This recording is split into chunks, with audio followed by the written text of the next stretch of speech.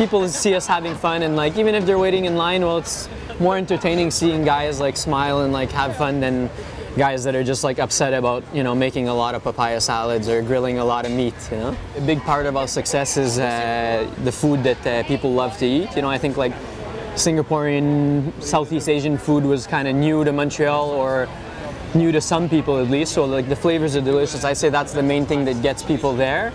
Now, there's so many restaurants in Montreal. You know, when we started talking about this project many years ago with my brother, we wanted to offer like the total like eating experience. So where you could like get great food but also have fun. You know, you can have great food in a restaurant and never go back to that restaurant ever again, you know?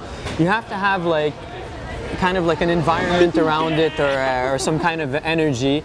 And I'd say that's probably one of like the big factors that people like coming to see us at the market. You know, like they'll always see like me, Marco, all the guys on the line. Phil. You know, we enjoy like what we do. I think people just seeing that, like the whole team is there. Even if we're in the juice, we're working. There's a lot of people. It's hot. Everybody's sweating. There's music. Everybody has fun. You know, so I think that that's definitely like a big part of it. It's a restaurant. You could call it a restaurant here at the market. We like to call it a hawker stand. It's outside since we're in a bit of a food court. One big part of the success, I think, is the dedication of my team and I to put out the most consistent food day after day. Just a little bit of mayo. It's a lot of hard work. People don't realize that we're actually open 7 days on Saint-Jacques to be able to feed enough people 5 days at the market. I still go to buy my vegetables personally. I still pick up my meat personally and do all the butchering. So I have a control on the quality, and I like to know where my stuff that I'm working with comes from. I think it's an important part, even though we're not doing any high-end food and we're still doing fast food. I like to say that we're making the nicest fast food that we could put out.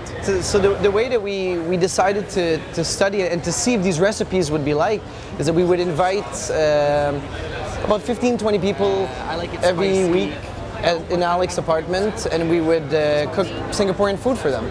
And we would give people questionnaires. They would fill out after the meal whether they liked it, how spicy it was there too much oil in it, do you feel it was fatty? And from that, all those questionnaires is how I wrote my first recipes for the Satay brothers. And one big thing that we realized is the spice level for the Quebec palate. It wasn't as developed as we thought, you know, so we had to tone it down. As we toned it down, we realized that the chili is very addictive, and we've noticed that some clients that started off with a papaya salad 1X in year 4 now, for summer at the market, are now asking for 2, 3Xs. It grows on them, and it gets addictive. You always want to challenge yourself. You want to challenge your friends. You want to look like when you're going to eat out that you could eat chili. And so we're adding a little bit for the clients. Par rapporter? Yeah.